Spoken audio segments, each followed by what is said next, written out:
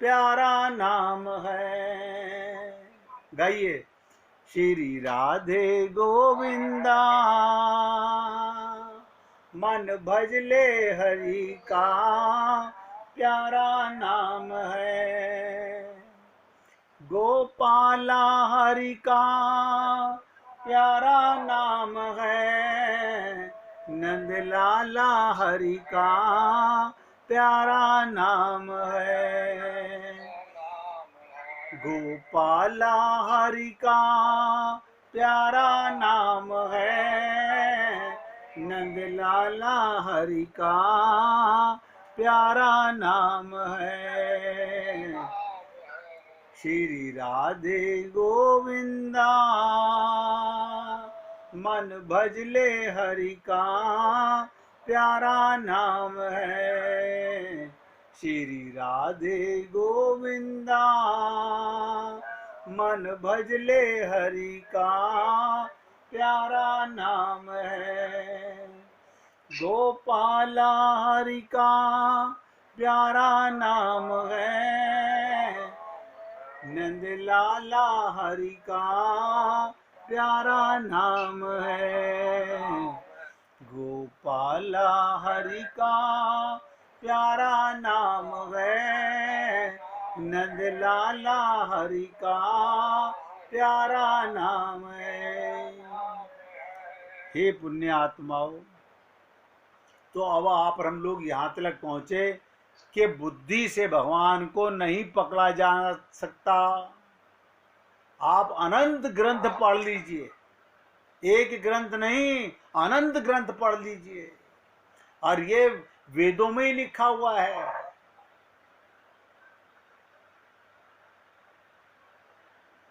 वेदों में ही लिखा हुआ है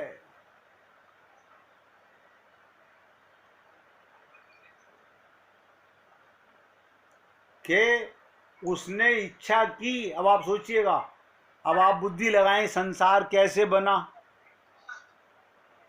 आप बुद्धि लगाइए संसार कैसे बना। अब हमें क्या पता कैसे बना। वेदों में बताया गया कि भगवान ने इच्छा की, इच्छा की और सृष्टि की रचना हो गई। आप कहेंगे कमाल हो गया, हमें तो आटा लाके रोटी बनानी पड़ती है, गैस का सिलेंडर लाके चूल्हा जलाना पड़ता है, सब्जी लाके सब्जी बनानी पड़ती है।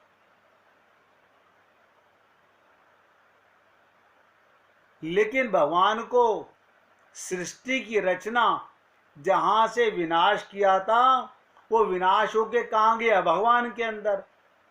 भगवान ने सोचा जीवों का कल्याण कैसे हो, पुनः सृष्टि की रचना कर दी और संसार बन गया। और यह भी कहा गया वो कुछ नहीं करता। गीता भागवत में अनंत जगह भरा पड़ा हुआ है।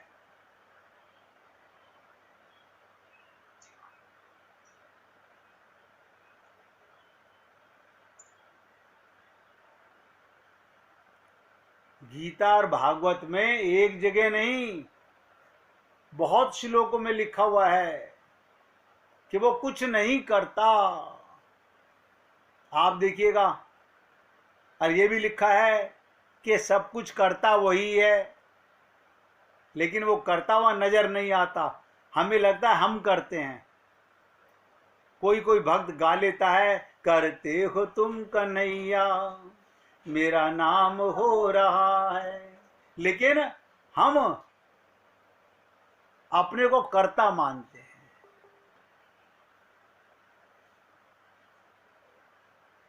वेद व्यास जी ने बहुत सुंदर कहा, रामचरितमानस में भी कहा गया, अभी आपके सामने चर्चा करेंगे कि परमात्मा क्या है, जो विश्व रूप है। क्या मतलब? अभी मैंने आपसे कहा था अनंत रूप आए, उसके अनंत जन्म होते हैं, अनंत जन्म का मतलब आप देखिएगा हर देह में भगवान है। तो आपका शरीर क्या है? हम अपने गुरु में भगवान को देखते हैं, वो भगवान का स्वरूप है। आपका बच्चा भी भगवान का स्वरूप है। आपके परिवार के माता पिता भी भगवान के स्वरूप हैं। क्यों? क्योंकि वो विश्व स्वरूप है। वो विश्व स्वरूप है। देखिए कितना कमाल है। विश्व का रचयिता वो, विश्व का रक्षा करने वाला वो, जिससे विश्व उत्पन्न होता हो वो भगवान, जिसका विश्व हो वो भगवान, जिसमें विश्व रहता हो वो भगवान। यानी माया और जीवों का स्वामी भगवान है। हम तो अपने को स्वामी मानते हैं।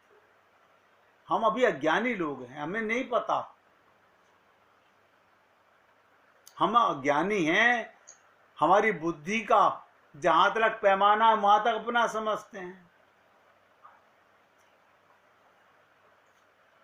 आप और हम लोग बुद्धि से भगवान को पकड़ना चाहते हैं।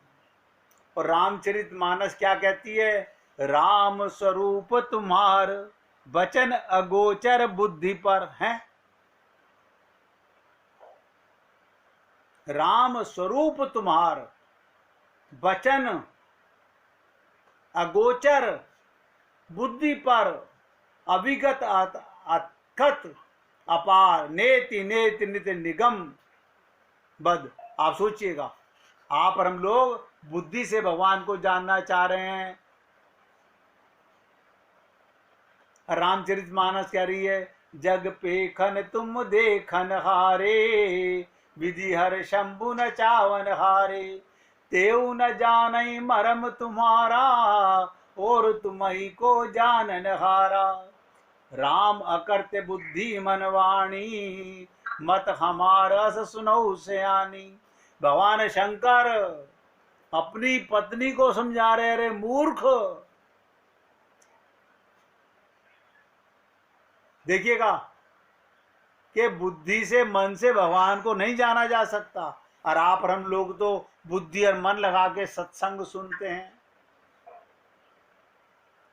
कभी रामचरितमानस पढ़ते हुए हमने बात सोची नहीं कि भगवान शंकर कह रहे हैं, राम अकर्त बुद्धि मन वाणी, मत हमार अस सुनऊ सयानी। भगवान अदृश्य है, अदृश्य है, अव्यवहार है, अलक्षण है। अब आप सोचिएगा, फिर आप और हम लोग भगवान को बुद्धि से तो बिल्कुल नहीं जान सकते।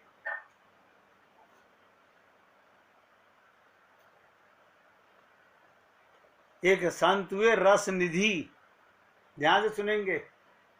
एक संत हुए रस निधि, वो क्या कहते हैं? कपटो जब लो कपट वहीं,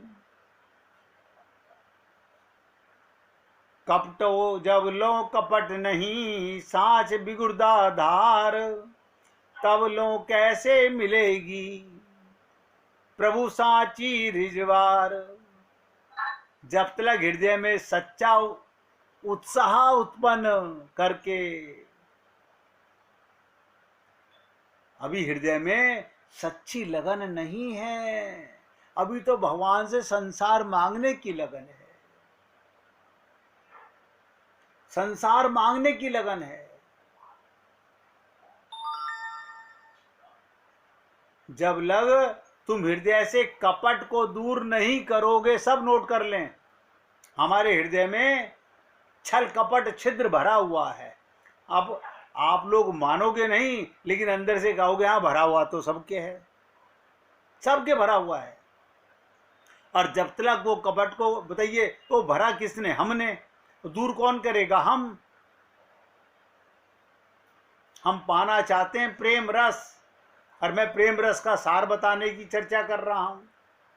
भगवान का प्रेम पाना चाहते हैं, मूर्ति के दर्शन तक तो कर सकते हो,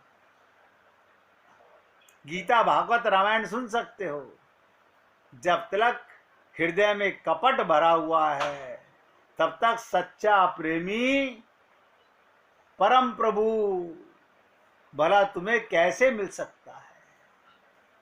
सोचिएगा, वो सच्चा प्रेमी परम प्रभु भला तुम्हें कैसे मिलेगा। अरे हमें तो सुना वो मिला हुआ हमारे को, मिला हुआ नहीं मिल रहा है बड़ी कठिन चीज।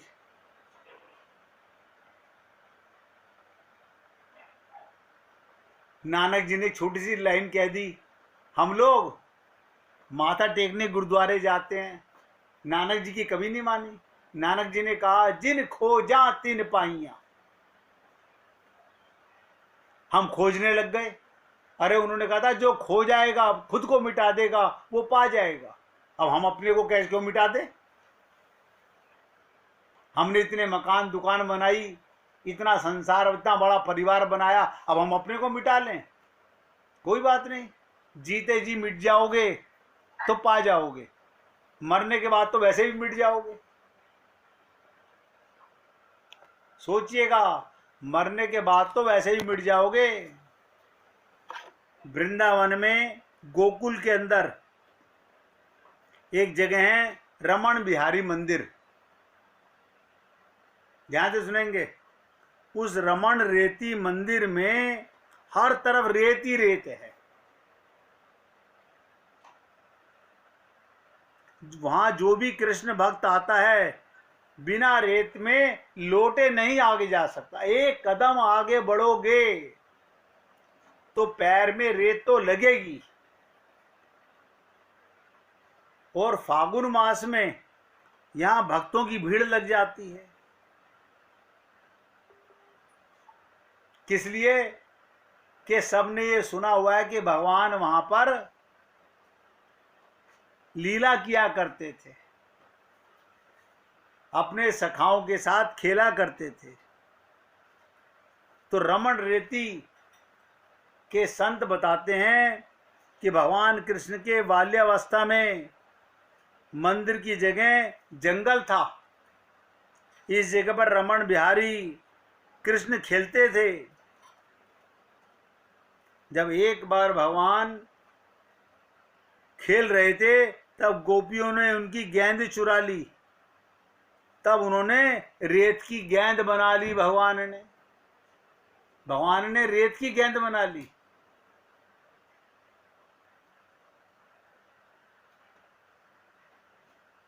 अब लोग वहां क्या करते हैं, ध्यान से सुनिएगा। मायावती जीव है नहीं, किसने कह दिया तुम्हारे बदन में कहीं दर्द है, उस बदन पे वहां की रेत रगड़ लो। घुटने में दर्द है, घुटने नीचे टेक करके खड़े हो जाओ, तुम्हारा दर्द खत्म हो जाएगा। भगवान ने उस रेत की बॉल बना करके खेला तो लोग वहां रेत की बॉल बना के हाथ में लेकर के एक दूसरे पर डाल रहे हैं, लेकिन मांग संसार ही रहे हैं।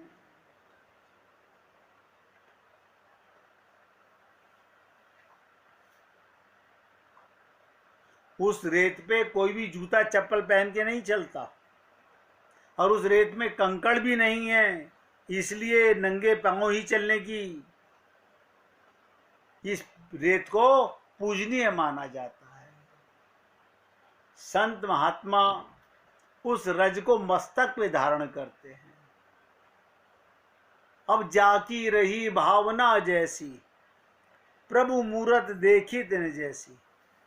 अब आप सोचिए कि आप हम लोग क्या करते हैं, जहां जाते हैं अनंत जन्मों के मांगते हैं, भगवान का प्रेम नहीं मांगते।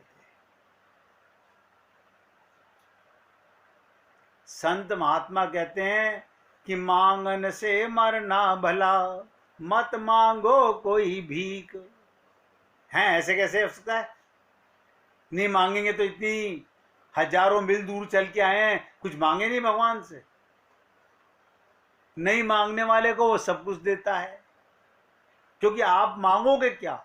आपका मन माइक, आपकी बुद्धि माइक, जो मांगोगे वो संसार का समान है। शरीर की सुख सुविधा मांगोगे वो भी मिटने वाली है।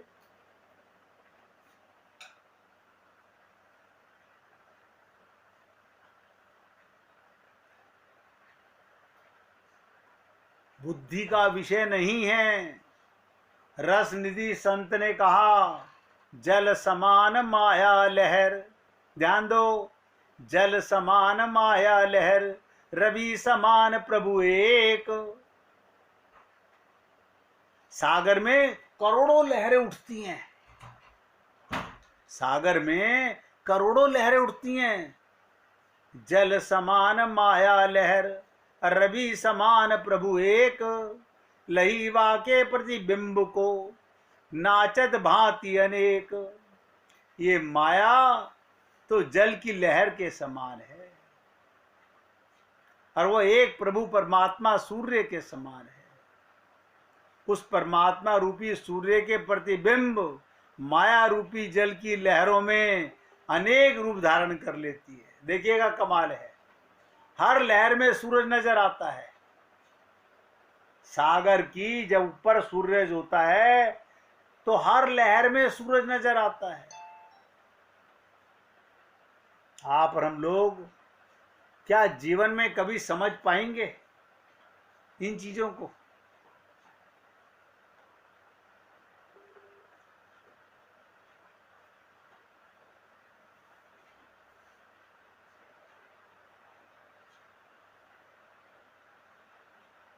आप लोगों ने गज और ग्राह की लीला सुनी होगी।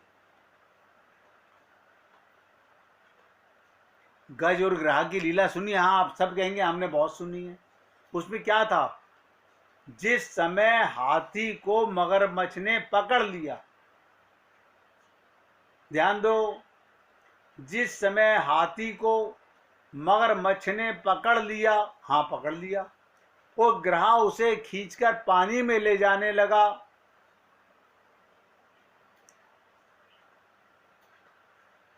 तो भगवान द्वारा गज को बचाने में कुछ भी देर नहीं लगी।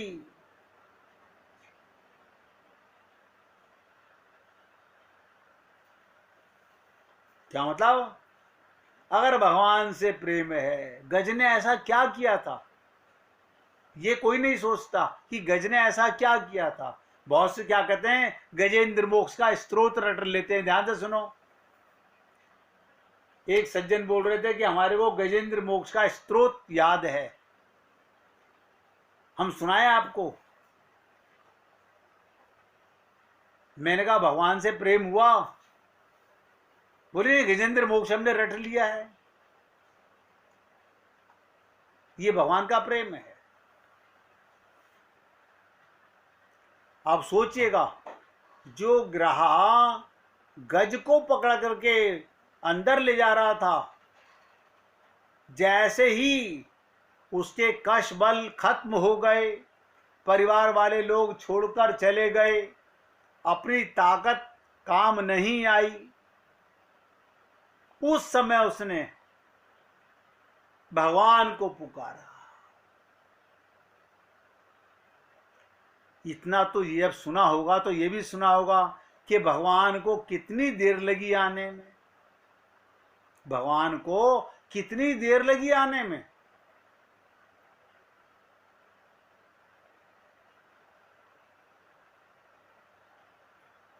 अगर हे राम कह के पुकारा तो रा कहते ही भगवान रुक नहीं पाए। लेकिन अब आप कहेंगे वो तो गज और ग्राह की बात थी, हम थोड़ी गज और ग्राह हैं। अरे हम भी यही हैं, समझ लो। हमारा बुद्धि का बल गज है। आज मुझे नहीं पता आप लोगों ने कभी ये बात सुनी होगी कि नहीं सुनी होगी।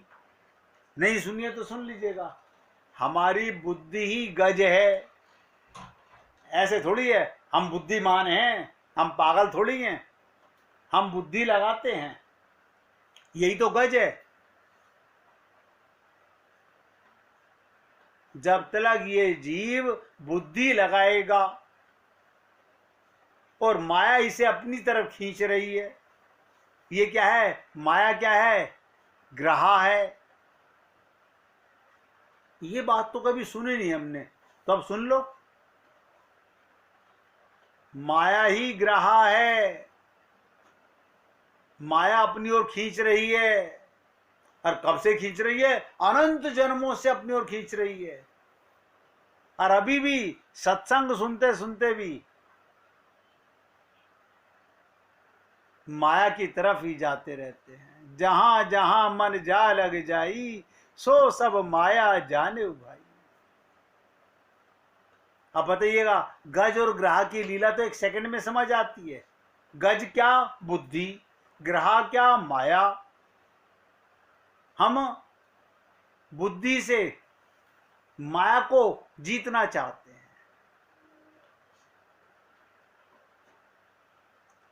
ये बात आप सब पुण्य आत्माएं अपने हृदय में नोट कर लें। हम बुद्धि के बल पे माया को विजय प्राप्त करना चाहते हैं, भगवान को पाना चाहते हैं, बुद्धि पे माया को जीत लेंगे हम। लेकिन नहीं, जिस दिन बुद्धि लगाना छोड़ दोगे, क्या मतलब बुद्धू हो जाओगे और रो के पुकारोगे, आपके अंदर ही तो बैठा है परमात्मा, आपके अंदर ही बैठा हुआ है, कहीं से आना नहीं है। इसीलिए कहा गया, पुकारो रो के गोविंद राधे, ना भूलो मन पल छिन आधे। हमें रोना थोड़ी आता, हम इतने बड़े हो गए, रोना नहीं आता। अभी धन चोरी चला जाए, धन छिन जाए, कोई परिवार का लोग छोड़ के चले जाए तो देखो कैसा रोना आता है। ममता मोह आसक्ति में तो खूब रोते हैं, भगवान के प्रेम में रोना नहीं आता। हम सबका ये हाल है, भगवान के लिए रोना नहीं आता।